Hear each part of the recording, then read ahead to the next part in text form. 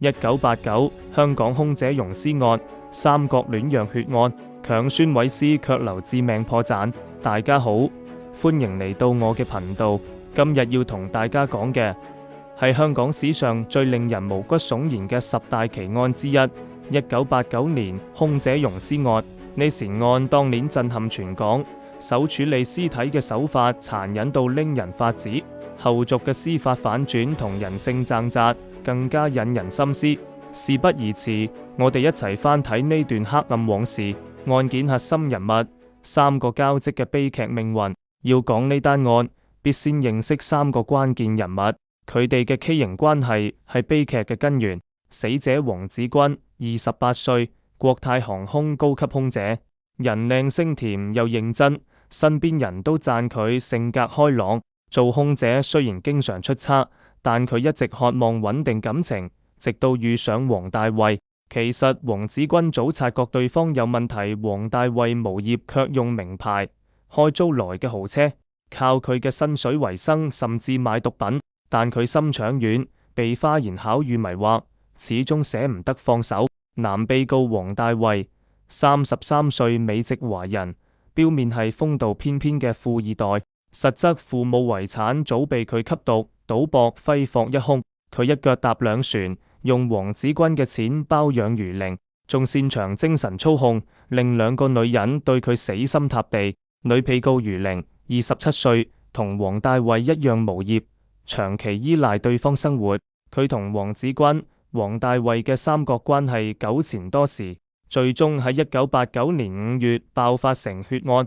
案發經過：爭吵格言兒子嘅丁屋，案發地點係香港沙田作行村一間西班牙式丁屋。呢度地點偏僻，黃大衛同魚靈租住喺度同居，邊個都估唔到呢度會變成兇案現場。1989年5月6日凌晨5點，黃子君喺九龍城嘅租住處接到黃大衛電話，話要當面解決三角戀問題，俾佢一個滿意結果。黃子君信以為真，匆匆出門，從此音訊全無。住喺對面嘅居民後來供稱，當晚聽到丁屋入面傳來兩名女子嘅激烈爭吵，內容圍繞黃大衛嘅感情糾葛，互相指責對方搶人男友。10多分鐘後，黃大衛嘅聲音介入調停，但明顯偏幫魚靈。隨後爭吵突然戛然而止，鄰居以為爭執平息，殊不知背後係一條生命嘅終結。根據調查，爭執升級後，黃子君同魚靈爆發肢體衝突，黃子君拿起鐵錘襲擊魚靈，魚靈搶反鐵錘反擊，黃大衛出手幫魚靈，最終兩人聯手殺害黃子君。法醫後來發現，黃子君頭骨左邊耳朵附近有13.5公分裂痕，估計係致命傷。殺人後，兩人決定毀屍滅跡。佢哋知道黃子君經常出差，短時間唔會有人察覺，於是喺3樓浴室將屍體肢解，放入1米多高嘅巨型鐵箱，加排氣孔同毛巾吸附異味，再倒入大量強水強酸，企圖溶解屍體。為偽裝黃子君在世，佢哋仲用其名義請病假、訂花俾其妹妹，甚至刷佢信用卡買金飾變賣。但強酸處理屍體嘅惡臭根本掩蓋唔住。5月12日，鄰居忍無可忍，懷疑佢哋製毒，終於報警。警方偵破鐵箱入面嘅恐怖真相。警方抵達丁屋時，未入門已聞到刺鼻臭味。入屋後見到黃大衛同魚靈精神恍惚，搜出少量可卡因。起初以為係毒品案，直到一名警員循臭味上到3樓浴室，先發現個巨型鐵箱。黃大衛仲辯解入面係病死嘅兔子屍體。警員打開鐵箱，濃烈屍臭夾雜化學腐蝕味撲面而來，屍體下半身已溶解，上半身腐蝕面目全非，只剩殘肢同頭骨。現場仲找到盛載強水嘅玻璃樽、過時的蘇打空罐，工具箱有魚靈指模，證據確鑿。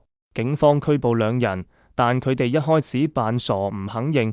後來警方比對失蹤人口資料，將鐵箱內牙齒同黃子君嘅牙齒記錄對比，終於確認死者身份。加上鄰居證詞，兩人嫌疑無從推託。審訊初期，黃大衛話自己不知情，余玲則指黃大衛殺人並威脅佢，直到警方拿出買強水記錄等證據，兩人才承認事實。法庭審理，死刑到翻案嘅波折。1990年8月，香港高等法院開庭審理呢單公動案件，控方呈上鄰居證詞、現場物證、供詞錄音同法醫報告，以謀殺罪同妨礙死者合法下葬罪起訴兩人。陪審團一致裁定兩人罪名成立。當時謀殺罪依例可判死刑，需極少執行，通常改判終身監禁。法官最終判處兩人死刑。全港市民都認為佢哋罪有應得，但案件並未結束。兩人入獄後不斷上訴，聲稱供詞係被逼供。更離奇嘅係，黃大衛喺服刑期間同經常探監嘅女社工沙莉互生情愫，仲喺獄中結婚。沙莉重審時更當庭跪地求情，成為熱門話題。1993年3月重審，余玲突然推翻所有證供，獨攬罪名，話係黃子君先襲擊佢，反擊誤殺。黃大衛僅事後幫手處理屍體，雖控方極力反駁，但因缺乏直接證據證明黃大衛參與謀殺，法庭最終只裁定其妨礙死者合法下葬罪成立。當時黃大衛已服刑2年多，剛好夠刑期，當庭獲釋。余玲則由謀殺改判誤殺，判7年有期徒刑。1994年服刑期滿釋放，呢個結果令黃子君家人同公眾極度不滿，質疑司法公正何在，傳言兩人有交易，但始終無證據。案件後續，獄中婚姻電影改編與兇宅傳聞。黃大衛獲釋後，同沙莉嘅獄中愛情並未長久，1998年便離婚，其後據說移居美國，去向不明。余玲出獄後則徹底消失，有消息話佢移居外國，企圖擺脫案件陰影。呢善案因情節離奇殘忍，成為香港10大奇案之一。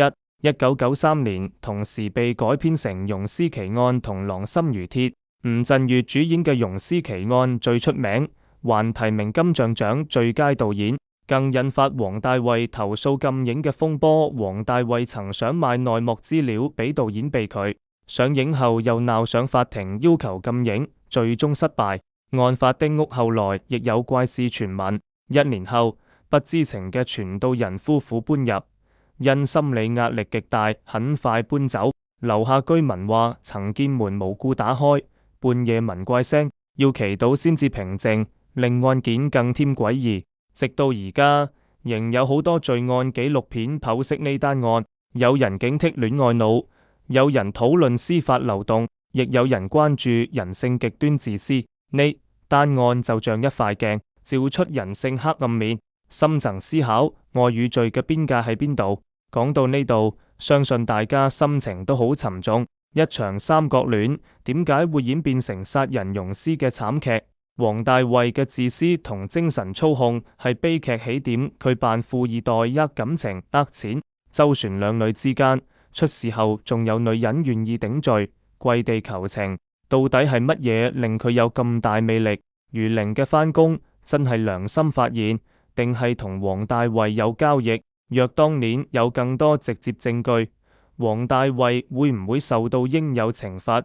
黃子君嘅死其實可以避免，佢早知道黃大衛無業吸毒，卻因捨唔得放手，一次次相信謊話，最終慘遭橫禍。呢單案提醒我哋感情入面嘅盲目同執着，一旦被利用，就可能變成傷害自己嘅利刃。司法方面，從死刑到當庭釋放嘅過程更引人深思。法律講求程序正義，但當證據不足，令可能嘅真兇逍遙法外，受害者家人又點樣接受呢種正義？就像溶屍奇案入面講，上訴成功就唔可以再以同一罪名起訴。呢個制度到底保護咗無辜者，定係放過咗罪惡？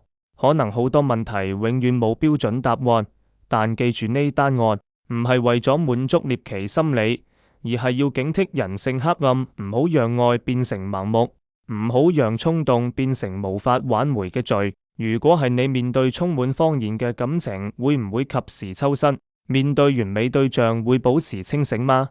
鍾意我頻道嘅朋友，請訂閱頻道、按讚、分享及留言，多謝支持。